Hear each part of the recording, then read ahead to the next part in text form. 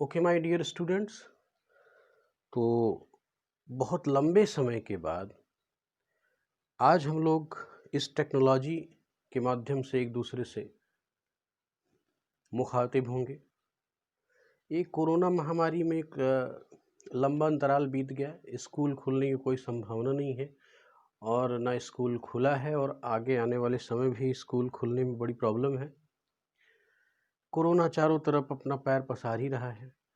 तो इसलिए अब आपको फेस टू फेस क्लास का फ्लेवर देने के लिए और आपके कंटेंट्स को सुचारू रूप से आपके सामने प्रस्तुत करने के लिए ये स्कूल प्रशासन ने निर्णय लिया है कि यूट्यूब का माध्यम हम लोग प्रयोग में लाएं।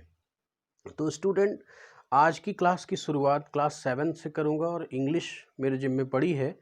तो जैसा कि मैंने इंग्लिश आपको पढ़ाया भी है, तो आज इंग्लिश की ही शुरुआत हम करेंगे। हर एक दिन 2 क्लासेस के 2 लेक्चर मुझे आपको सबमिट करने होंगे और क्लास 7 की ये एक रीडर है और आई होप कि आपके पास सबके पास होनी चाहिए। अगर नहीं है तो इसको परचेज कर लीजिए। ये प्रोमिनेंट इंग्लिश रीडर है क्लास 7th, अरहम पब्लिकेशन की है, अरहम पब्लिकेशन की।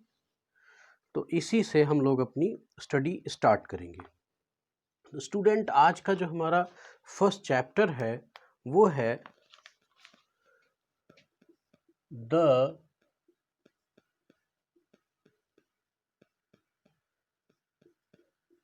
डैफोडिल्स। ये एक पोएम है। द डैफोडिल्स एक पोएम है एंड इस पोएम के पोएट हैं mister William Wordsworth.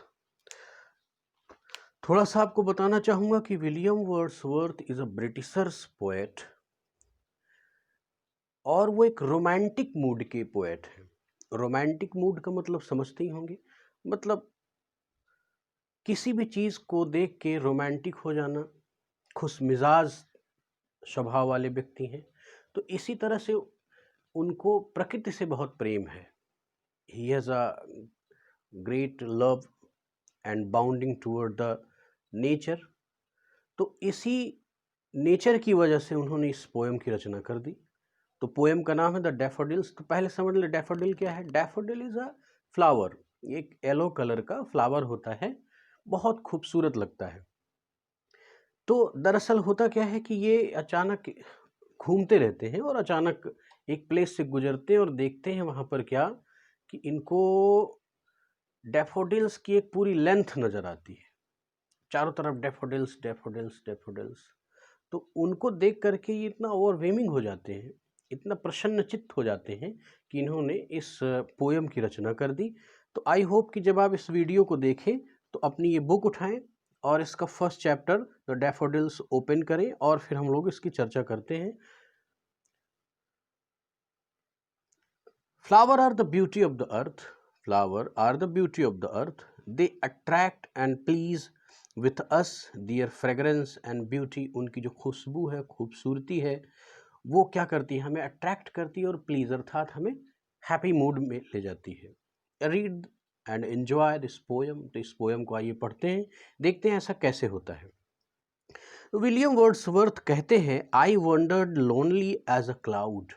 I wandered lonely as a cloud that floats on high over vales and hills. I wandered का क्या मतलब है, मैं घूम रहा था। वंडर्ड का मतलब यहाँ पर वॉकिंग, ऐसे ही वो नॉर्मली ऐसे वंडरिंग कर रहे थे, वॉकिंग कर रहे थे।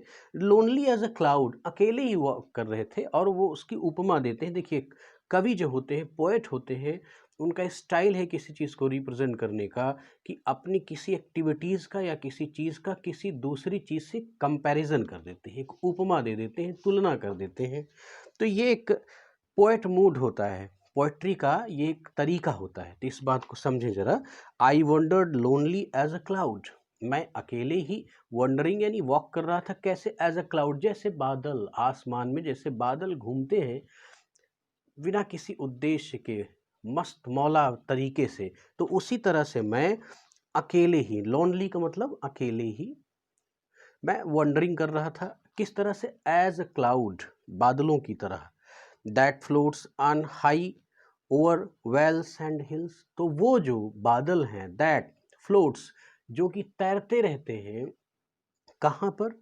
ओवर द हेल्स का मतलब यहाँ पर, वेल्स का मतलब यहाँ पर वैलीज से, अर्थात घाटी, घाटियों में, पहाड़ियों के ऊपर वो फ्लोटिंग करते रहते हैं मस्त मौला तरीके से। उसी तरह से, उन बादलों की तरह से आई वंडर्ड, मैं वॉकिंग कर रहा था। तो उस समय फिर हुआ क्या? When all at once I saw a crowd, और तभी एट वंस का अर्थ होता है बाय चांस, अचानक। आई सा क्राउड, मैंने एक पूरा क्राउड देखा। तो क्राउड का अर्थ तो भीड़ है, लेकिन किस चीज की भीड़ हमने देखी, ये देखना है। When all at once I saw a crowd, a host of golden daffodil, तो उन्होंने क्या देखा, किनकी क्राउड देखा? उन्होंने देखा कि अ host of golden daffodils, golden अर्थात पीले कलर का, सुनहले कलर के, डैफोडिल्स का मतलब वो जो फूल है। डैफोडिल एक खास तरह का फूल होता है, फ्लावर होता है। तो अ होस्ट ऑफ का मतलब यहाँ पर है क्या, कि यहाँ पर एक ग्रुप से मतलब है, बहुत ज़्यादा मात्रा में लगे हुए हैं। उनको बोले कि हमने अचानक, when all at once I saw a crowd, a host of golden daffodil, when all अचानक, व्हेन ऑल एट वंस अचानक, आई सा अ क्राउड, मैंने अचानक भीड़ भरे अर्थात बहुत सारी मात्रा में, अ host of golden daffodils, golden daffodils अर्थात ये पीले कलर के सुनहले फूल, खूबसूरत से फूलों का बहुत बड़ा झुंड देखा, सीरियल में लगे हुए हैं। और कहाँ लगे हुए हैं? Beside the lake, beneath the trees, beside मतलब के बगल से होते हुए, लेक अर्थात झीलों, झीलों के बगल में। और क्या देखा उन्होंने? बीनीथ द ट्रीज, बीनीथ का मतलब नीचे, ट्रीज मतलब पेड़ों के नीचे, लेक के किनारे, पेड़ों के नीचे उन गोल्डन डैफोडिल्स की लंबी कतार इन्होंने देखी। और फिर क्या एक्सप्रेशन दे रहे हैं? Fluttering and dancing in the breeze, और उन फूलों के लिए जो ये एडजेक्टिव लगा रहे हैं, उन फूलों का मूड कैसे रिप्रेजेंट कर रहे हैं, कि फ्लटरिंग अर्थात मूव कर रहे हैं। फ्लटर का मतलब फड़फड़ाना, लेकिन अब चिड़िया का जैसे पंख फड़फड़ा रहा है, लेकिन फूल तो ऐसे फड़फड़ाएंगे नहीं। तो फूल के लिए फ्लटरिंग शब्द क्या है? वो खुश है, कभी इधर मूव करते हैं, कभी इधर कभी इधर, मतलब they are in a happy mood. अच्छा, तो फ्लटरिंग एंड डांसिंग, तो उनका जो मूवमेंट है उसको डांसिंग शब्द से, मतलब ऐसे लग रहा है जैसे फूल नाच रहे हैं, ऐसे उनकी तुलना कर रहे हैं। तो fluttering and dancing in the breeze, और यहाँ पर ब्रीज का अर्थ क्या है? विंड और ब्रीज में फर्क ये है कि जो सुहावनी, शीतल, मन भावन हवा चलती है तो उसको हम लोग ब्रीज की संज्ञा देते हैं, ब्रीज। तो वो ऐसी ठंडी बहती हवा में वो क्या कर रहे हैं? फ्लटरिंग एंड डांसिंग, मूव कर रहे हैं और डांस कर रहे हैं, ऐसा एक्सप्रेशन मिस्टर विलियम वर्ड्सवर्थ दे रहे हैं। ध्यान रखना है, continuous as the stars that shine. अब उनकी तुलना किससे कर रहे हैं? कंटिन्यूअस एज द स्टार्स, ऐसे वो लगातार बने हुए हैं, कंटिन्यूअसली, किस तरह से देखना, as the stars that shine, as the star जैसे कि तारे, that shine and twinkle on the milky way, जैसे बहुत सारे तारे हमारी मिल्की वे, मिल्की वे शब्द यहाँ पर आया है। मिल्की वे का मतलब क्या? गैलेक्सी। अब ये ज्योग्राफी का पार्ट है, वहाँ जाना नहीं है, पर आप ऐसे समझ लें कि हमारे सोलर सिस्टम में बहुत सारे प्लैनेट्स हैं, लेकिन ये कई सारे सोलर सिस्टम, हजारों लाखों सोलर सिस्टम जिसमें एग्जिस्ट करते हैं, उसको हम लोग क्या बोलते हैं? गैलेक्सी। तो हमारे सोलर सिस्टम की जो गैलेक्सी है उसका नाम क्या है? उसका नाम है मिल्की वे। तो ये कह रहे हैं कि जिस तरह से किसी एक मिल्की वे में स्टार्स साइन और ट्विंकल अर्थात चमकते हैं और टिमटिमाते हैं, उसी तरह से कंटिन्यूअसली उन डैफोडिल्स के दृश्य को अभिव्यक्त कर रहे हैं कि इस तरह से डैफोडिल्स खुश हैं, डांस हैं, जैसे वो चमकते सितारे आसमान में। They stretched in never ending line, they stretched, stretched का मतलब वो फैले हैं, दूर दूर तक वो फैले हैं। किस तरह से? इन नेवर एंडिंग लाइन, कभी न खत्म होने वाली कतारों में, अर्थात यहाँ पर भाव ये है कि लंबी कतार में, in long rows they are stretched, वो जो डैफोडिल्स हैं, फूल हैं, फ्लावर हैं, वो एक लंबी कतार में कभी ना ख़त्म होने वाले, अर्थात बहुत लंबाई में, बहुत दूर दूर तक वो फूल फैले हुए हैं, लगे हुए हैं।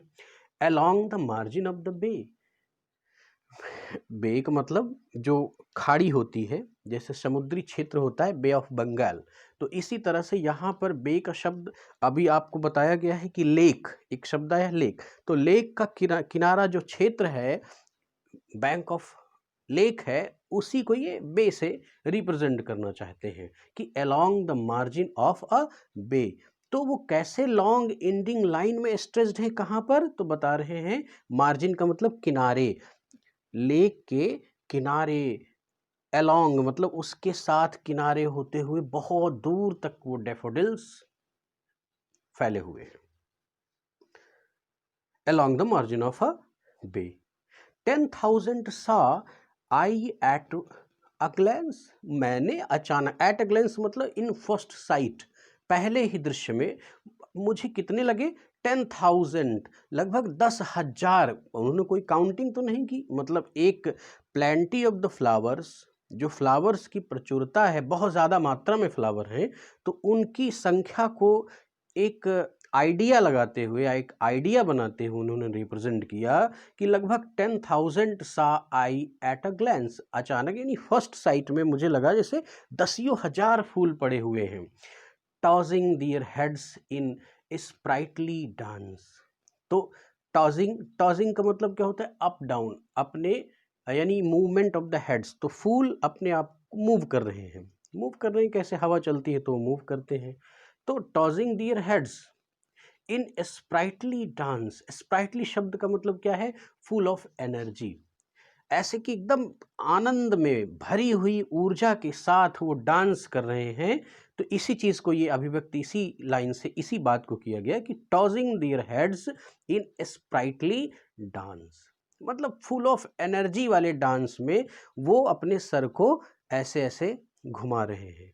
तो वो कोई नाच नहीं रहे हैं, हमारे आपकी तरह डांस नहीं कर रहे हैं, लेकिन पोएट क्या कर रहा है, एक तुलना कर रहा है, कंपैरिजन कर रहा है उनके उस हैप्पी मूड को रिप्रेजेंट करने के लिए ये बातें कही जा रही हैं। The waves beside them danced, उनके किनारे अर्थात लेक में जो उठने वाली तरंगे हैं वो भी डांस कर रही हैं, वो भी डांसिंग मोड में है। But they outdid the sparkling waves in glee, glee का मतलब हैप्पीनेस, यानी लेकिन दे आउटडिड का मतलब क्या है कि लेकिन वो उनसे बेहतर, तो किन से बेहतर, अर्थात दे का शब्द है, वो जो फूल हैं, डेफोडिल्स हैं, वो लेक में उठने वाली तरंगों से, वेव्स की तुलना में ज्यादा प्रसन्न चित्ता से डांस कर पा रहे हैं।